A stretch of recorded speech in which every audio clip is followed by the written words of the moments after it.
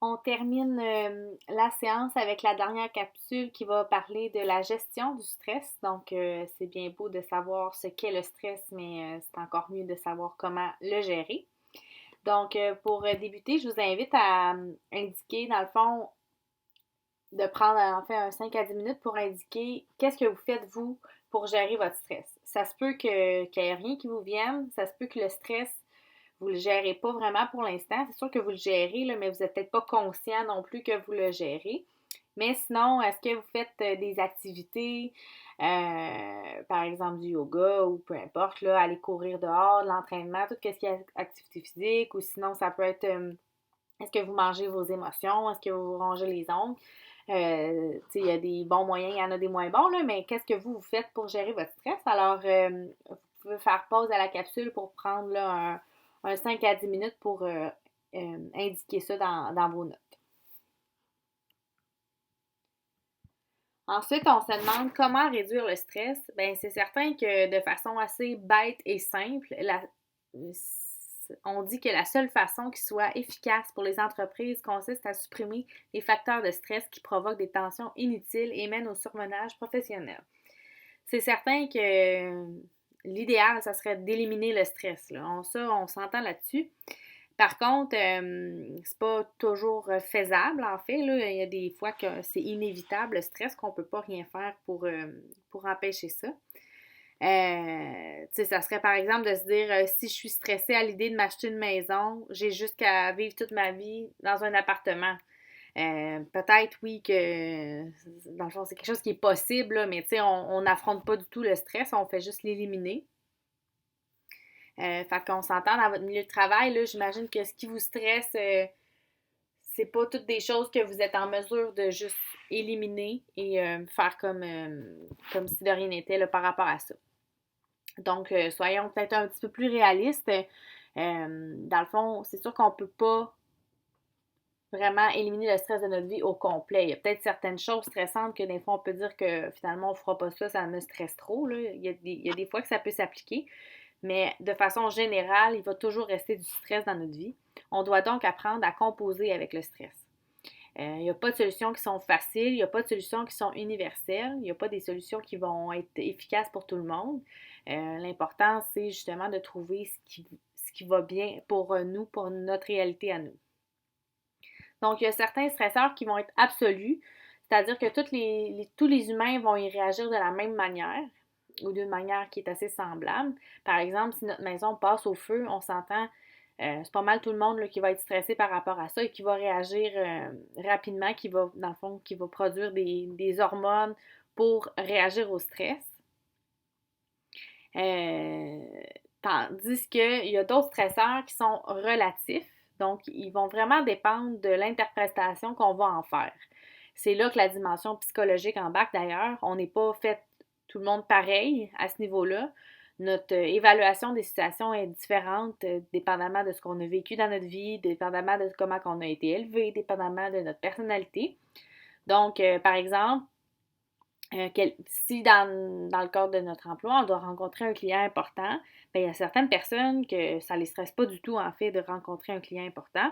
Et il y en a d'autres qu'ils ne dormiront pas de la nuit. C'est très, très stressant pour eux. Ils vont se préparer pendant des jours pour ça. Ça dépend vraiment de comment on est. Ça pourrait être aussi, par exemple, de faire une présentation orale. Il y en a qui adorent ça, faire ça. Il y en a qui, qui détestent. Donc, ça dépend vraiment là, de notre personnalité, de nous. Ça va être le même principe aussi pour la gestion du stress. Là. Le yoga, oui, ça peut être super bien pour gérer le stress pour certaines personnes, mais pour d'autres, ça va encore plus les stresser de devoir faire du yoga. Fait que, c'est sûr que si c'est quelque chose qui vous stresse encore plus, c'est pas très recommandé. Dans le fond, en tant qu'humain, on met en place une variété de stratégies d'adaptation pour faire face aux différents stresseurs qu'on vit au quotidien. Il y a trois grands types d'adaptation, en fait. Il y a l'adaptation qui est centrée sur les problèmes. Donc, ça vise vraiment à travailler sur la situation qui est source de stress directement. Donc, on peut prendre le temps d'analyser la situation. Donc, par exemple, éviter de prendre trop de responsabilités quand on en a déjà plusieurs. Fait que ça revient un peu au dernier point qui est de déléguer des tâches, par exemple. Donc, on refuse de prendre trop de choses justement pour ne pas cumuler le stress. Ensuite, travailler plus fort, ça peut être un moyen. Donc, par exemple, quand on a un examen à étudier, bien, on va rester éveillé toute la nuit pour étudier pour ça. Bon, peut-être que ça peut fonctionner pour certains, mais c'est sûr que c'est pas quelque chose qui est recommandé de faire ça, on s'entend là. Ensuite, il pourrait avoir aussi d'appliquer des leçons apprises d'expériences antérieures. Fait que, tu sais, dans notre vie, le bagage qu'on a, quand on a une situation qui nous est déjà arrivée, bien, c'est sûr que par après, on sait mieux comment l'affronter. Ça fait pas en sorte qu'elle est zéro stressante, mais c'est sûr qu'il y a un facteur de stress qui est moins là, qui par rapport justement à la caractéristique de la nouveauté. Fait que puisque c'est pas nouveau, c'est moins stressant. Ensuite, il y a l'adaptation qui est centrée sur les émotions, qui va consister à changer notre réaction émotionnelle face à la situation. Donc, il y a certaines personnes qui ont tendance à ruminer. Et sûrement que vous en connaissez. Je parle pas de vos vaches, évidemment. Là, je parle de ruminer dans le sens, c'est vraiment genre se plaindre, chialer. On dirait qu'on connaît tous quelqu'un, peut-être. Là. Donc, ce serait par exemple la personne qui va continuer à accepter des nouvelles responsabilités à la place de dire, bon, là, je peux plus en prendre, c'est assez, j'en ai assez.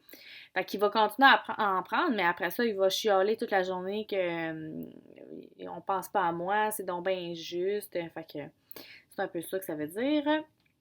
Ensuite, il y a le fait d'éviter et de nier. Donc, c'est de complètement refouler un peu là, ce stress-là. On va éviter tout ce qui se rapporte à la situation stressante. Il y en a aussi que pour éviter ou nier, ils vont avoir recours à l'alcool, la drogue pour échapper aux pensées de la situation. Fait qu'évidemment que ça, c'est pas recommandé, vous le comprendrez. Et aussi de blâmer soit les autres ou nous-mêmes là, pour ce qui est arrivé. Fait que c'est sûr que ça, le but un peu par rapport aux émotions, c'est pas d'y aller dans le négatif. Là. Ces émotions-là sont plutôt négatives.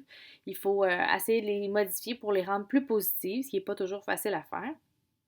On va essayer de redéfinir le problème autrement en changeant les paramètres. Donc, par exemple, à la place de voir certaines choses comme des difficultés, on va essayer de les voir comme des défis. Ça devient un peu au même que d'être plus optimiste, là, mais j'en conviens que c'est pas toujours facile. On dit que l'humour aussi peut être un bon moyen pour améliorer la perception. Souvent, l'humour, ça vient alléger un peu les choses. Ça nous aide à voir les choses de façon plus positive. Ensuite, le troisième type d'adaptation, c'est l'adaptation qui est centrée sur le mode de vie. Donc, qui vise, grosso modo, à adopter un mode de vie sain. Il y a différentes façons, s'alimenter sainement, faire de l'exercice, avoir des bonnes habitudes de sommeil. Ça, c'est des choses qui sont quand même connues. Et aussi, bien s'entourer, je vous dirais que c'est un élément clé là, par rapport au stress. Le soutien qu'on a par rapport à notre famille, nos amis, nos amours, peu importe, les encouragements qu'on peut recevoir, ça l'aide beaucoup pour l'estime de soi. Et aussi, des fois, la vie des autres peut venir changer un peu notre interprétation aussi d'une situation. Peut-être qu'il y en a qui vont pouvoir nous ramener un peu les pieds sur terre, nous réconforter, nous dire que finalement, c'est peut-être pas si pire que ça. Fait que c'est sûr qu'un bon soutien, ça vient aider là, au niveau de la gestion du stress. Donc voilà, l'adaptation, on dit que c'est un processus qui est complexe, il va dépendre de plusieurs variables. Donc, c'est important vraiment de développer plusieurs stratégies afin de mieux s'adapter aux différentes situations stressantes.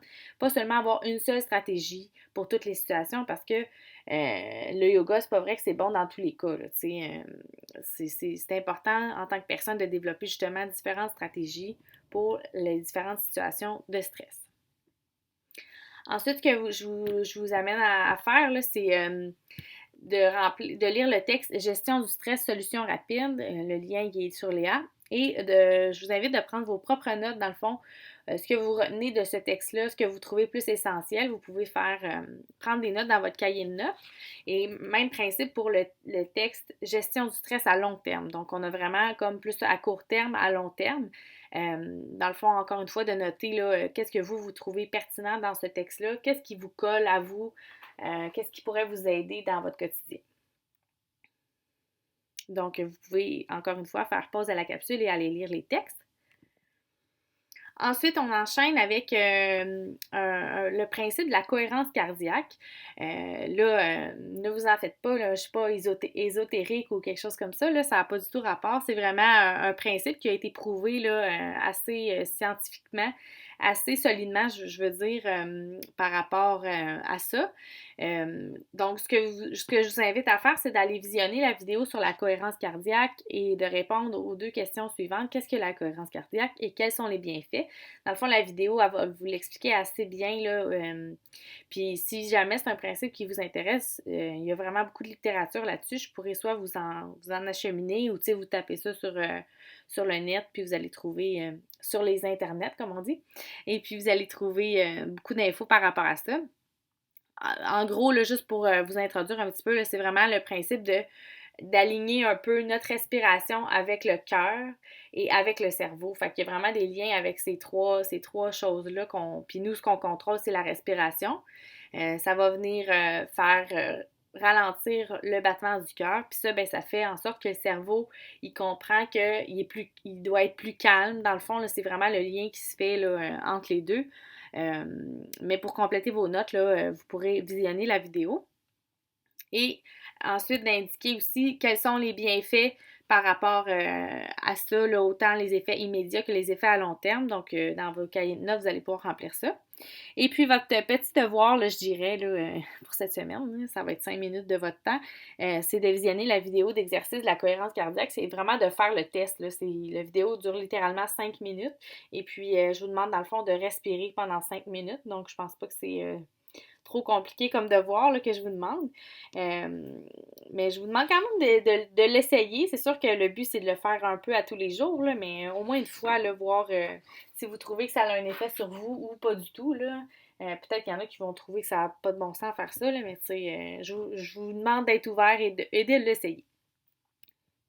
Alors, pour conclure la séance, là, dans le fond, c'est un peu comme une checklist. Là. Je sais qu'il y en a qui sont adeptes de ça, donc vous pourrez prendre la satisfaction de cocher ce que vous faites.